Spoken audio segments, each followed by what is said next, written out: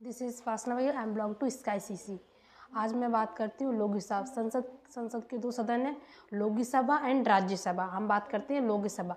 Lok Sabha article 79 के लिए एक संसद होती है जो दो सदनों से मिलकर बनती है, जिसे कई नामों से जाना जाता है। निम्न सदन, प्रथम सदन, लोकप्रिय सदन, लोगों का सदन होता है, जिसके सदस्यों की संख्या 552 होती है और अभी 545 है, जिसमें से 543 निर्वाचित होकर आते, 2 राष्ट्रपति मनोनीत करता है, जिसमें राज्य से आते हैं 530, केंद्र शासित प्रदेश से 20 आते हैं, 2 अंग्ल भारतीय होते हैं। केंद्र शासित प्रदेश में जनसंख्या कम होने के कारण वहाँ से 13 ही सदस्य आते हैं। 535 प्लस 13 प्लस 2 545। अम्ल भारतीय वे होते हैं जो हिंदुओं की शादी अंग्रेजों से होती है और अंग्रेजों की शादी हिंदुओं से होती है। उनकी जो औलादें होती हैं वो अंग्ल भारतीय होती हैं। स्वतंत्रता के टाइम उन्हें राजनीति में हिस्सेदारी देना उचित समझा गया और उनकी खुद की जनसंख्या इतनी नहीं होती कि वो खुद का लीडर चुनकर लोकसभा में भेज सकें। इसलिए आर्टिकल 331 में राष्ट्रपति अम्ल भारतीयों की मनोनीति करता है।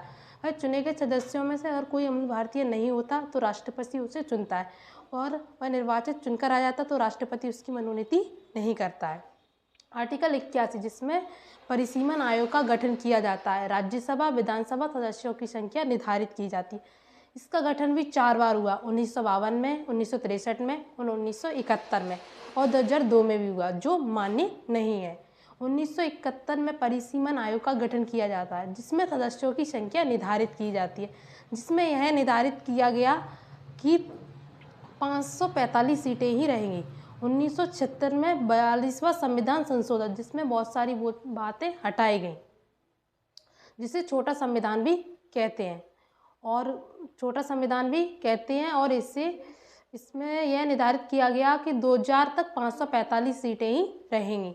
और 2001 में फिर से भारत सरकार जनगणना हुई, जिसमें यह निर्धारित किया गया कि 2084वां संविधान संशोधन में यह निर्धारित किया गया कि 2026 तक 545 सीटें ही रहेंगी।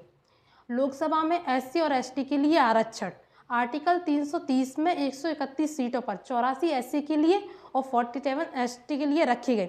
आर्टिकल 334 में राष्ट्रपति एससी और एसटी के लिए 10 साल का आरक्षण। और 95वां संविधान संशोधन में 2009 से लेकर 2020 तक अनुसूचित जनजातियों का आरक्षण। निर्वाचन आर्टिकल 81, प्रत्यक्ष रूप से वसा मताधिकार। फर्स्ट पोस्ट प्रणाली अग्र विजेता।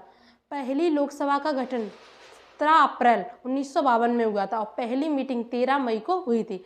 2019 का लोकसभा चुनाव जोड़ा जाए तो अभी तक 17वीं लोकसभा चुनाव हो चुके और 18वीं लोकसभा चुनाव 2024 में होगा। 2024 में होगा। और आर्टिकल 83 में के भाग 2 में 5 वर्ष के प्रधानमंत्री के कहने पर इसे भंग किया जा सकता है और आपातकाल की स्थिति में कार्यकाल को 1 वर्ष के लिए बढ़ाया जा सकता है। 5वीं लोकसभा इमरजेंसी के टाइम 1971 में कार्यकाल 6 वर्ष तक चला और फिर 1 वर्ष के लिए बढ़ाया गया और फिर 1 वर्ष के लिए बढ़ाया गया, क्योंकि एक बार में 1 वर्ष के लिए ही बढ़ाया जा सकता है। और जैसे 1971 से लेकर 1977 तक, उस टाइम जो राष्ट्रपति थे फरुद्दीन अहमद अली और जो प्रधानमंत्री थी वो इंदिरा गांधी थी। लोकसभा सदस्य के लिए क्या क्या योग्यता होनी चाहिए? नंबर 1, वह भारत का नागरिक होना चाहिए, उसकी आयु 25 वर्ष होनी चाहिए और वह दिवालिया या पागल घोषित नहीं होना चाहिए। आज के लिए इतना ही। मेरी कोचिंग का एक स्लोगन है, स्टडी विथ हैप्पीनेस। जय हिंद, जय भारत।